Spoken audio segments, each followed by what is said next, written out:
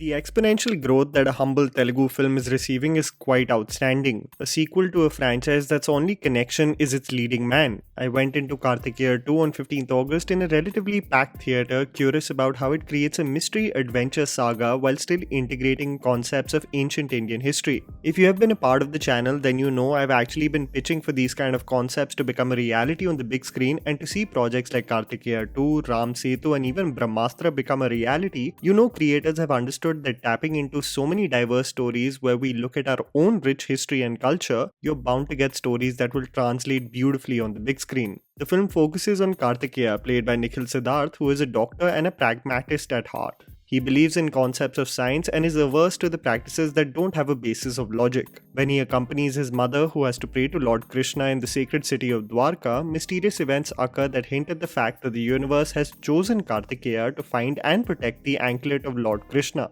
The journey that commences and the misfits that form the group traversing through several geographical locations to find the sacred symbol forms the basic storyline of Karthikeya 2. The one astonishing factor that stayed with me while watching this movie was the sheer vision of director Chandu Mondetti to make this project even a reality within the financial constraints that he had, barring the animation and visual effects that might give you a reminder of the ventures in the early 2000s with respect to animated Hindi films, which is not necessarily a bad thing and can be excused for the limited resources the creators had. It's actually insane to look at the frames of this movie and come to the conclusion that it has come to fruition with a mere 15 to 20 crore budget. The production design by Sahi Suresh is honestly to marvel at, whether it be the sequences in the sacred city of Dwarka, the treacherous journey that the group embarks upon from a superstitious village, the snowy mountains, to eventually a lost cave reminiscent of the final showdown against Professor Quill in the Sorcerer's Stone. Many times through this movie, you will feel like you're in an open world game, traveling through various locations, coming across several characters that are either heading for the same goal or act as roadblocks on the journey. This film is not perfect in any measure, and for those who are stating that it is an absolute masterpiece and a concept never seen before, I really have to manage your expectations regarding the same. There are several roadblocks along the journey, and one of those features especially that stands out like a sore thumb is the choppy editing of this film. The movie constantly fades out to black screens in order to just conveniently jump from an event or the audience to assume that the characters got out of the tough situation they were in. Whenever the creators feel that there is no thread between start to finish, they conveniently fade into a black screen, making the link between scenes rather abrupt. One can understand why several of its moments may be jarring to the naked eye. So whether it be escaping a police station on a tractor, Karthikeya's dumbed down approach towards dealing with snakes, simplifying a rather complex and dangerous situation, the forced comedic punchlines especially in the second half with the character of Sad Anand played by Srinivas Reddy, or the incessant need to spoon feed the audience with concepts that have already been fleshed out with rousing speeches about the forgotten Indian history. The dramatic pitch does the job, but for those who are fans of storytelling doing the talking rather than the characters spelling it out for us, it will be rather uncomfortable.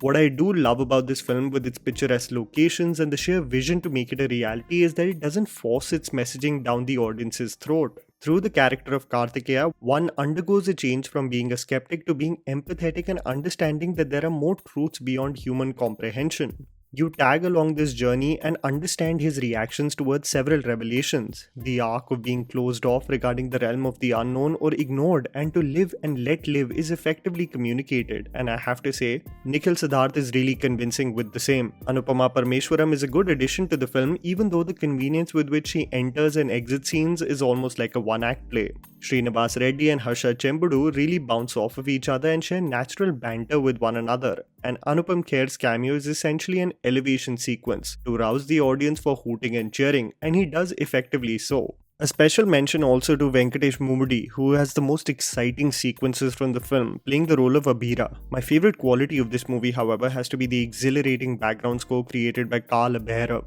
Every time there is a chase sequence or Abhira enters the frame, it really heightens the moments tenfold. My favorite being the climax and how the composer integrates a trance-like beat that really elevates the scenes. The music is a sure shot standout in this interesting adventure. Karthikeya 2 is a valiant effort in making an adventure mystery saga that deserves praise for its sheer vision and execution. Again, despite the several bumps and cracks along the way, it's truly commendable on how they've conceptualized this entire world.